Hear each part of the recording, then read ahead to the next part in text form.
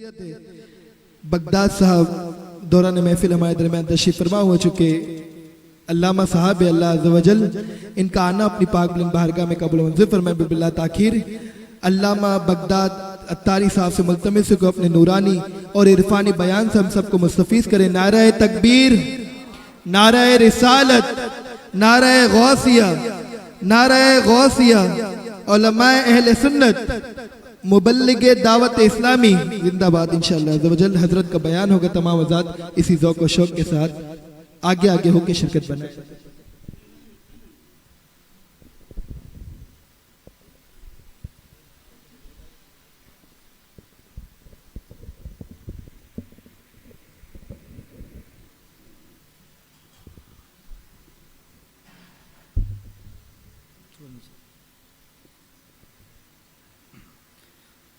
الحمدللہ رب العالمین والصلاة والسلام علی سید الانبیاء والمرسلین، اما بعد فاعوذ باللہ من الشیطان الرجیم، بسم اللہ الرحمن الرحیم۔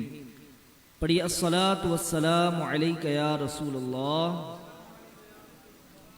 وعلی آلک واصحابک یا حبیب اللہ، الصلاة والسلام علیک یا نبی اللہ وعلى آلك وأصحابك يا نور اللہ۔ الحمدللہ عز و جل اس بابرکت محفل میں حاضری کی سعادت نصیب ہوئی۔ اللہ تعالی ہم سب کا آنا قبول فرمائے۔ ماشاءاللہ بڑی محنت سے، بڑی محبتوں سے ہمارے مشتاق بھائی سارا سال یہ محافل منعقد کرتے ہیں۔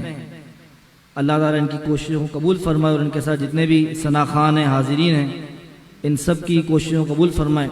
واقعی استقامت یہ سب سے بڑھ کر چیز ہوتی ہے، اور استقامت کے بارے میں کہا گیا ہے کہ یہ کرامت سے بڑھ کر ہے، الاستقامت فوق الکرامہ۔ تو ماشاءاللہ ایک طویل عرصہ ہو گیا، جب سے ہم چھوٹے تھے اس سے پہلے پتہ نہیں کتنے سالوں سے ماشاءاللہ یہ سلسلہ مشتاق بھائی لے کے چل رہے ہیں، اور ان کے ساتھی لے کے چل رہے ہیں۔ اللہ پاک ان سب کا یہ کوششیں کرنا اپنی بارگاہ میں قبول منظور فرمائے، اور یہ تا قیام قیامت یہ سلسلہ جاری و ساری رہے۔ مختصر چند مدنی پور انشاءاللہ نیکی کی دعوت عرض کروں گا۔ تمام اسلام بھائی اچھی اچھی نیتوں کے ساتھ سماعت کریں، انشاءاللہ خوب سیکھنے کو ملے گا۔ فرمان مصطفیٰ صلی اللہ تعالی علیہ وآلہ وسلم، تم جہاں بھی ہو مجھ پر درود پاک پڑھو کہ تمہارا درود مجھ تک پہنچتا ہے۔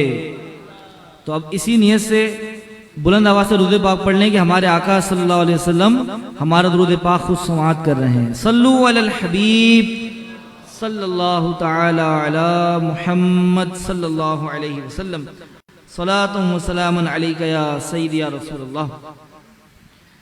ایک بزرگ ہے سیدنا خلاد بن کثیر رحمۃ اللہ تعالی علیہ، ان کے انتقال کے وقت ان کے تکیے کے نیچے ایک کاغذ کا ٹکڑا ملا جس پر یہ لکھا تھا ہذہ براءۃ من النار لخلاد بن کثیر، یعنی یہ خلاد بن کثیر کے لیے آگ سے نجات کا پروانہ ہے۔ لوگوں کے پوچھنے پر گھر والوں نے بتایا کہ مرحوم ہر جمعہ کو 1000 بار یہ درود شریف پڑھا کرتے تھے۔ وہ کون سا درود شریف تھا؟ اللہم صلی علی محمد النبی الامی۔ کون سا درود پاک ہے؟ اللہم صلی علی محمد النبی الامی۔ صلو علی الحبیب صلی اللہ تعالی علی محمد صلی اللہ علیہ وسلم، صلاۃ و سلام علیک یا سیدی یا رسول اللہ۔ تو واقعی درود پاک پڑھنے کے تو بے شمار فضائل و برکات ہیں۔ علماء نے سینکڑوں جو ہے وہ رسالے، کتابیں الحمدللہ اس درود پاک کے فضائل پر تصنیف فرمائی ہیں، لیکن بس عمل کرنا باقی ہے کہ ہم کب ہمت کرتے ہیں اور اپنی عادت بناتے ہیں کہ ہم انشاءاللہ عز و جل کثرت سے درود پاک پڑھیں گے۔ ہم دیکھیں جو بھی کام کرنے کا عزم کرتے ہیں، ارادہ کرتے ہیں، نیت کرتے ہیں، وہ کام ہم کر لیتے ہیں۔ روزانہ جاب پہ جانے کا، کاروبار پہ جانے کا ایک ہمارا ذہن ہوتا ہے، ہم چلے جاتے ہیں، لیکن درود پاک کی گنتی ہم پوری کیوں نہیں کر پاتے؟ کیا وجہ ہے اس کی؟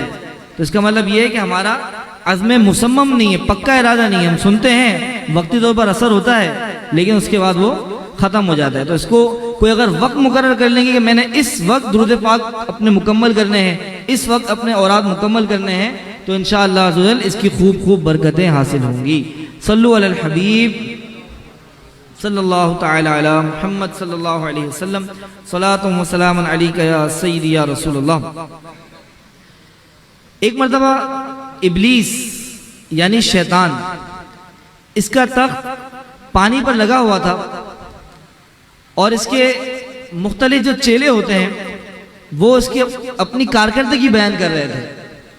کوئی کہہ رہا تھا کہ میں نے فلاں سے یہ گناہ کروا دیا، کوئی کہہ رہا تھا میں نے فلاں گھر میں لڑائی کروا دی، مختلف جو ہے وہ اپنے اپنے جو کارنامے تھے وہ بیان کیے جا رہے تھے۔ اتنے میں ایک شیطان جو تھا، چھوٹا شیطان، وہ کہنے لگا کہ میں نے مدرسے کے ایک طالب علم کو مدرسے کی چھٹی کروا دی۔ شیطان کا یہ سننا تھا، اس سے پہلے والی کارکردگیوں میں اس کو کوئی خاص رسپانس نہیں آیا، لیکن جب یہ والی کارکردگی بیان کی گئی کہ ایک طالب علم دین سے محروم رہ گیا، اس کی چھٹی کروا دی، تو وہ اپنے تخت سے اچھل پڑا اور اس چھوٹے شیطان کو اپنے گلے سے لگا لیا۔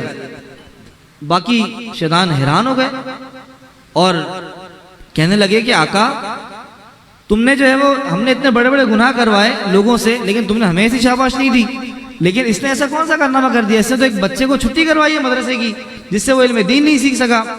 تو وہ کہنے لگا آؤ میں تمہیں بتاتا ہوں اس علم دین کی کیا فائدے ہوتے ہیں اور علم دین نہ حاصل کرنے کے کیا نقصان ہوتے ہیں۔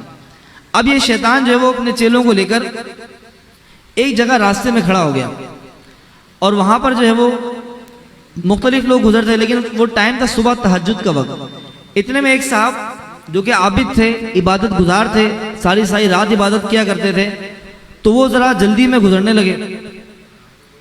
تو شیطان نے ان کو روک کر پوچھا حضرت ایک مسئلہ تو بتا دیں۔ بولا جی پوچھو۔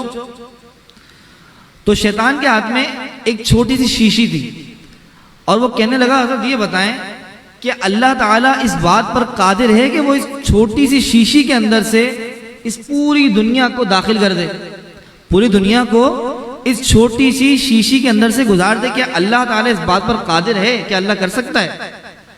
اب وہ سوچنے لگا عابد اور غور فکر کر کے اپنی عقل لڑا کے لگا نہیں بھائی یہ تو نہیں ہو سکتا، اور یوں معاذ اللہ وہ اللہ پاک کی قدرت سے انکار کر بیٹھا کہ اللہ پاک چاہے تو اپنی قدرت سے اس چھوٹی شیشے کو بڑا کر دے اور پوری دنیا اس میں سما جائے، یا دنیا کو چھوٹا کر کے چھوٹی شیشے میں سے گزار دے۔ اللہ پاک کے لیے کیا بعید ہے، لیکن چونکہ اس کے پاس علم نہیں تھا، وہ عبادت تو کر رہا تھا لیکن بغیر علم کے کر رہا تھا، اس کی عبادت نے اس کو فائدہ نہیں دیا بلکہ وہ بدبخت ہو گیا اور ایمان سے ہاتھ دھو بیٹھا۔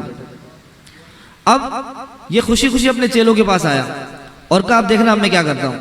پھر کچھ ہی دیر کے بعد جب نماز فجر کا وقت ہوا، ایک عالم صاحب تشریف لے جا رہے تھے مسجد کی طرف، تو کہنے لگا کہ حضرت ایک مسئلہ پوچھنا ہے۔ اب چونکہ شیطان کو مختلف شکلیں بنانے کا بھی ملکہ حاصل ہوتا ہے، اس کو یہ طاقت بھی ہوتی ہے کہ مختلف یہ روپ دھار کر لوگوں کے سامنے آ سکتا ہے، تو انسانی شکل میں آیا ہوگا۔ تو ان سے بھی اس نے یہی سوال کیا حضرت یہ شیشی ہے، کیا اللہ تعالیٰ اس بات پر قادر ہے کہ وہ اس شیشی میں سے ساری دنیا کو گزار دے؟ تو عالم صاحب کہنے لگے مردود تو مجھے شیطان معلوم ہوتا ہے، سن اللہ تبارک و تعالیٰ یہ ایک دنیا تو کیا چیز ہے، اللہ تعالیٰ ایسی کروڑوں دنیا کو اس شیشے میں سے گزار سکتا ہے۔ اور انہوں نے لا حول شریف اور اعوذ باللہ پڑھا تو شیطان وہاں سے دفع ہو گیا، اور پھر یہ بھاگ کر چیلوں میں آیا اور کہنے لگا کہ دیکھو یہ فرق ہوتا ہے ایک عابد میں اور ایک عالم میں، کہ ایک بندہ جس کو علم دین حاصل نہیں تھا وہ عبادت بھی کر رہا تھا لیکن اس کی عبادت ساری کی ساری ضائع ہو گئی، اور دوسرا بندہ جو اگرچہ پوری رات آرام کر کے آیا تھا لیکن اس کی جو علم تھا، اس کے ساتھ اللہ تبارک و تعالیٰ کا فضل و کرم تھا، اس نے جو نا اس کے ایمان کو بچا لیا۔ تو اس واقعے میں بہت ساری باتیں سیکھنے کو ملتی ہیں، بالخصوص علم دین کے فضائل، کہ علم دین حاصل کرنا کس قدر ضروری ہے۔ ہم ہر معاملے میں، چاہے کوئی سا معاملہ ہو، چاہے عبادات کا معاملہ ہو، چاہے معاملات کا ہو، چاہے کاروباری معاملات ہوں، لیکن اگر ہمیں علم نہیں ہے تو ہم نہیں بچ سکتے۔ اب شیطان جو ہے وہ مختلف ہتھیاروں سے ہم پر حملہ کرتا ہے، اب ہمیں پتہ ہی نہیں کہ اس کے ہتھیار کون سے ہیں، وہ کس ہتھیار سے ہم پر حملہ کرے گا تو ہم اس کا کیا مقابلہ کریں گے۔ شیطان تو وہ چیز ہے کہ قرآن پاک میں آیا کہ یہ تمہیں وہاں سے دیکھتا ہے جہاں سے تم اسے نہیں دیکھ پاتے، انہو ہوا یراکم ہوا وقبیلہ من حیث لا ترونہم، کہ وہ تمہیں وہاں سے دیکھتا ہے جہاں سے تم اسے نہیں دیکھ سکتے، وہ اور اس کا قبیلہ۔ تو یہ تو وہ بدبخت ہے جو وہ دشمن ہے کہ جو ہمیں نظر نہیں آتا۔ اب اس کے بھی کچھ ہتھیار ہیں، علماء نے ہتھیار اس کے ذکر کیے ہیں کہ کون کون سے ہتھیاروں کو لے کر انسان کو جو ہے وہ گمراہ کرتا ہے. کبھی غصے کو لے کر آ جاتا ہے، کیونکہ جب بندہ غصے میں ہوتا ہے تو شیطان اس سے اس طرح کھیلتا ہے جس طرح چھوٹا بچہ گیند سے کھیل رہا ہوتا ہے. اس طرح جو ہے وہ شیطان غصے والے شخص سے کھیل رہا ہوتا ہے. کبھی یہ مال کی محبت کے ذریعے سے داخل ہو جاتا ہے، کبھی یہ حسد کے ذریعے سے داخل ہو جاتا ہے، کبھی یہ کینے کے ذریعے سے داخل ہو جاتا ہے. اسی طرح علماء نے 20 جو ہے وہ عیوب ایسے بیان کیے، باطنی بیماریاں بیان کیے، ظاہری بیماریاں بیان کیے کہ جو شیطان کے ہتھیار ہیں. تو اگر علم ہی نہیں ہوگا، ہمیں پتہ ہی نہیں ہوگا کہ شیطان کون سے ہتھیار سے کس وقت حملہ کر رہا ہے، تو ہم اس سے کیسے بچ سکیں گے؟ تو اس سے علم کی اہمیت کا بھی بہت زیادہ وہ پتہ چلتا ہے. دوسرا یہ کہ شیطان جو ہے وہ ہر ایک کو اس کے حساب سے گمراہ کرتا ہے. ضروری نہیں ہے کہ وہ صرف جاہل شخص کو گمراہ کرے. بسا اوقات جیسا بھی ہم نے سنا کہ ایک عبادت گزار شخص کا مطلب یہ ہے کہ وہ یقیناً برے کاموں سے بچتا ہوگا، فلموں ڈراموں سے، گانے بازوں سے، بے حیاں سے بچنے والا بندہ ہوگا، عبادت گزار ہوگا، لیکن اس سے اس کے مطابق کھیلا. تو اسی لیے ہم سب کو یہ ڈرنا چاہیے کہ کہیں ایسا نہ ہو کہ شیطان ہم سے اس طرح کھیلے کہ ہمیں پتہ بھی نہ چلے اور معاذ اللہ ہمارا ایمان برباد ہو جائے. آج کا میرا موضوع جو ہے وہ نماز سے متعلق ہے. اس حوالے سے ایک حکایت سناتا چلوں کہ سیدنا فاروق اعظم رضی اللہ تعالیٰ عنہ خلیفہ ثانی، ان کی عادت مبارکہ تھی کہ یہ نماز فجر کے لیے جگایا کرتے تھے. نماز فجر کے لیے جگایا کرتے ہیں. گویا ان کا پرانا معمول تھا استقامت کے ساتھ. جیسے ماشاءاللہ ہمارے انجمن یہ محافل منعقد کرتی ہیں تو یہ بھی ایک مستقل ان کا معمول ہے، اچھی بات ہے. تو اسی طرح فاروق اعظم رضی اللہ عنہ کا معمول تھا کہ یہ صدائے مدینہ لگایا کرتے تھے، لوگوں کو نماز فجر کے لیے جگایا کرتے تھے. کاش ہمارے یہاں سے بھی کوئی ایسے انجمنیں بن جائیں کہ جو نماز فجر کے لیے جگانے کے لیے جو ہے وہ صبح گلیوں میں ریل پیل مچی ہوئی ہو، اور جو ہے وہ 6 بجے کے ٹائم پہ، پونے 6 بجے کے ٹائم پہ لوگ اٹھ کے جو ہے مسجد کی طرف رخ کر رہے ہوں، تو کیا ہی بات ہوگی. تو بہرحال فاروق اعظم رضی اللہ عنہ کا یہ پیارا معمول تھا. ایک مرتبہ ہوا یوں کہ آپ جب نماز فجر سے فارغ ہوئے تو آپ نے ایک تابعی کو سیدنا سلیمان بن ابی خصمہ رضی اللہ تعالیٰ عنہ کو رحمۃ اللہ تعالیٰ کو وہاں پر نہیں دیکھا، وہ وہاں موجود نہیں تھے. بازار تشریف لے گئے تو راستے میں ان کا گھر تھا. ان کی جو والدہ تھی سیدنا شفا، ان کے پاس تشریف لے گئے اور ان سے پوچھا کہ صبح کی نماز میں نے سلیمان کو نہیں پایا. کتنا پیارا انداز ہے کہ اگر ایک بھائی نماز میں نہیں آیا تو اسے پوچھنے کے لیے چلے گئے. ہم تو ساتھ رہتے ہیں، دوستیاں کرتے ہیں، ساتھ رہتے ہیں، اٹھتے ہیں، بیٹھتے ہیں، کھاتے پیتے ہیں، نمازوں کو وہ گزر رہا ہوتا ہے، ہم دوسرے کو بتاتے بھی نہیں کہ یار نماز پڑھنے چلتے ہیں، بلکہ شرما شرمی میں کہ یار میں اگر نماز کا بولوں گا تو یہ میرا مذاق اڑائے گا، میری گیدرنگ میں میرا مذاق بن جائے گا، کیا یہ مولوی بن گیا یار، ہاں بعد میں پڑھ لیں گے آرام سے. تو فاروق اعظم رضی اللہ عنہ کا اصلاح مسلم کا جذبہ دیکھیں کہ ان کے گھر پہنچ گئے اور ان کی والدہ سے خیر خیریت پوچھی کہ خیریت تو ہے کہ یہ آئے نہیں نماز کے لیے. تو انہوں نے کہا کہ رات میں نفلیں پڑھتے رہے پھر نیند آ گئی. رات میں نفلیں پڑھتے رہے یعنی کہ رات میں نماز ہی پڑھ رہے تھے، عبادت کر رہے تھے، لیکن اس وجہ سے نماز فجر میں حاضر نہیں ہو سکے. تو فاروق اعظم رضی اللہ تعالیٰ عنہ نے فرمایا کہ فجر کی نماز جماعت سے پڑھوں یہ میرے نزدیک اس سے بہتر ہے کہ رات میں قیام کروں، یعنی رات میں عبادت کروں جس کی وجہ سے میری فجر کی نماز چھوٹ جائے، تو یہ اس سے بہتر ہے کہ فجر کی نماز جماعت سے پڑھوں. اس میں ہمارے بہت سارے مسائل کا حل ہے کہ جس کو پتا ہے کہ میں اگر رات کو دیر تک جاگوں گا، رات کو 1 بجے سوؤں گا، جیسے کہ ہمارے عام طور پر کراچی والوں کو معمول ہے رات کو 1 بجے 2 بجے 3 بجے تک جاگ رہے ہیں، اور اس کے بعد پھر سو رہے ہیں. تو کب اٹھ رہے ہیں؟ صبح 10 بجے 11 بجے، یا اگر اٹھنا ہی اسکول کے لیے تو بچوں کے اسکول کے لیے اٹھ رہے ہیں، لیکن نماز کے لیے نہیں اٹھ رہے. تو یہ ہم سب کو غور کرنا چاہیے، اب وہ چاہے دینی محفل میں شرکت ہو یا دنیاوی محفل میں شرکت ہو. اب دیکھیں نا فاروق اعظم رضی اللہ عنہ صحابی رسول فرما رہے ہیں کہ نفلیں چھوڑ دو. اگر لگتا ہے کہ میری فجر کی نماز مجھے نہیں ملے گی تو نفلیں چھوڑ دو. اگر آپ کو لگتا ہے کہ میں رات کو 1 بجے تک 12 بجے تک محفل میں شرکت کرتا ہوں، اس کے بعد میں سوؤں گا، نیند پوری نہیں ہوگی، فجر کی نماز نہیں ملے گی، تو پھر محفل میں اتنی دیر تک شرکت کرنا ہے جتنی دیر تک آپ کا جو ہے وہ دل مطلب آپ کا ذہن اجازت دیتا ہے، اور پھر آپ بآسانی نماز فجر میں شرکت کر سکیں. ورنہ کہیں ایسا نہ ہو کہ آپ ایک مستحب کو حاصل کرنے کے لیے معاذ اللہ فرض کو قضا کر بیٹھیں. دنیا میں ہر کام جو ہے وہ پریورٹی کی بنیاد پر ہوتا ہے، ترجیحات کی بنیاد پر ہوتا ہے. ایک بندے کو پتا ہے کہ صبح میری فلائٹ ہے، صبح 6 بجے میری فلائٹ ہے، تو وہ رات کو 2-3 بجے تک اپنی مصروفیات رکھے گا کوئی؟ وہ نہیں رکھے گا، رات کو جلدی آرام کرے گا یا اس کے حساب سے تیاری کرے گا۔ صلو علی الحبیب صلی اللہ تعالی علی محمد صلی اللہ علیہ وسلم۔ تو ہم سب کو سوچنا چاہیے کہ ہم کس طرف جا رہے ہیں۔ اللہ تبارک و تعالیٰ کی وہ فرض عبادت کہ جو خاص طور پر امت محمدیہ علی صاحب الصلاۃ والسلام کو تحفے میں ملی ہے، ہم اس کو کس قدر ادا کر رہے ہیں۔ آئیے آپ کو بتاتا ہوں کہ شیطان ہمارے ساتھ کس طرح کھیلتا ہے۔ سنیے، سیدنا ابو ہریرہ رضی اللہ عنہ سے روایت ہے کہ سرکار مدینہ صلی اللہ علیہ وسلم نے ارشاد فرمایا، جب تم میں سے کوئی سوتا ہے تو شیطان اس کی گدی میں 3 گرے لگا دیتا ہے۔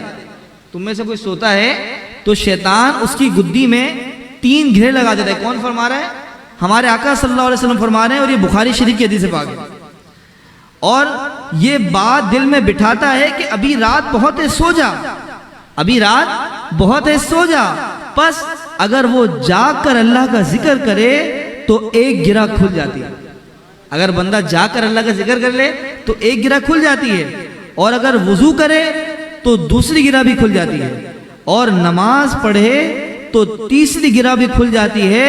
پھر وہ خوش اور تر و تازہ ہو کر صبح کرتا ہے، ورنہ غمگین دل اور سستی کے ساتھ صبح کرتا ہے۔ اگر فجر کی نماز با جماعت پڑھیں گے تو پھر آپ دیکھیں آپ کے چہرے کی رونق ہی الگ ہوگی، لیکن اگر معاذ اللہ نماز چھوڑنے کی عادت رہی تو بلے جتنے بھی جو ہے وہ صابن مل لیں، جتنے بھی جو ہے وہ اس طرح کی چیزیں مل لیں، لیکن جو رونق نماز پڑھنے سے ہوتی ہے، جو رونق تہجد پڑھنے سے ہوتی ہے، وہ رونق نہیں ملے گی۔ صلو علی الحبیب صلی اللہ تعالی علی محمد صلی اللہ علیہ وسلم۔ تو آج کی اس مبارک محفل کی برکت سے ہم سبھی کو نیت کرنی چاہیے۔ کون کو نیت کرتا ہے کہ آج کے بعد ہماری کوئی نماز قضا نہیں ہوگی؟ اب ضروری نہیں ہے ہاتھ اٹھائیں، جنہوں نے ہاتھ نہیں بھی اٹھایا یقیناً ان کو بھی اپنے دل میں نیت کرنی ہی کرنی ہے۔ اور کیوں کرنی ہے؟ کیونکہ یہ کیا ہے؟ میرے رب کا حکم ہے کہ ہم نے 5 نمازیں ادا کرنی ہے۔ آئیے آپ کو آخر میں نماز چھوڑنے کے حوالے سے جو اس کی وعیدات ہیں، جو اس کے عذابات ہیں، کچھ اس حوالے سے عرض کرتا ہوں۔ بغداد شریف کا ایک واقعہ ہے کہ وہاں پر ایک امیر زادی کا انتقال ہوا، ایک مالدار لڑکی تھی، اس کا انتقال ہوا۔ جان اس کی نکلنے کے بعد حسب دستور لوگوں نے اس کی لاش کو چادر سے چھپا دیا۔ جب تجہیز و تکفین کا وقت آیا، غسل اور کفن دینے کا وقت آیا، تو دیکھا گیا کہ ایک سانپ کالے رنگ کا اس کا منہ کاٹ رہا تھا۔ لوگوں نے کوشش کی اس سانپ کو ہٹائیں، مارے، بھگائیں، لیکن وہ سانپ وہاں سے نہیں جا رہا تھا۔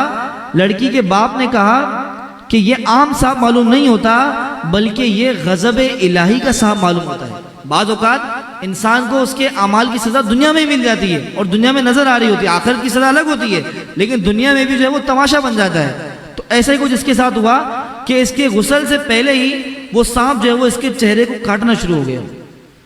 اب اس کے والد صاحب کچھ سمجھدار تھے، تو انہوں نے سانپ سے مخاطب کر کے کہا، میں جانتا ہوں کہ تو خدا کے حکم سے آیا ہے، لیکن ہم لوگوں کو بھی خدا کا حکم ہے کہ ہم سنت کے مطابق اس کو غسل و کفن دیں، لہذا تو ہمیں اتنی مہلت دے دے کہ ہم لوگ اس کو سنت کے مطابق غسل کفن دے دیں، تیری بڑی مہربانی۔ یہ بات سننی تھی کہ وہ سانپ اس لڑکی سے الگ ہو کر ایک کونے میں جا کر بیٹھ گیا۔ جب اسے غسل دے کر کفن پہنا کر چارپائی پہ لٹایا گیا اور اب چاہا کہ جنازہ اٹھائیں، تو وہ سانپ دوبارہ سے جھپٹ کر اس میت سے ویسے ہی جا کے چپٹ گیا، یہاں تک کہ اس کے ساتھ ہی دفن ہو گیا۔ لوگوں نے اس لڑکی کے باپ سے پوچھا کہ کون سا گناہ کرتی تھی جو اس کو اتنی خطرناک سزا ملی، اتنی عبرتناک سزا ملی؟ تو اس نے کہا اس کا اور کوئی گناہ تو نہیں معلوم، مگر کبھی کبھی یہ نماز قضا کر دیا کرتی تھی۔ علمان والحفیظ، سوچیں کتنا خطرناک انجام ہے بے نمازی کا۔ اسی طرح ایک اور حدیث پاک میں آتا ہے، جو سستی کی وجہ سے نماز چھوڑے گا، یہ بہت بڑی وجہ یہی بنتی ہے، سستی کی وجہ۔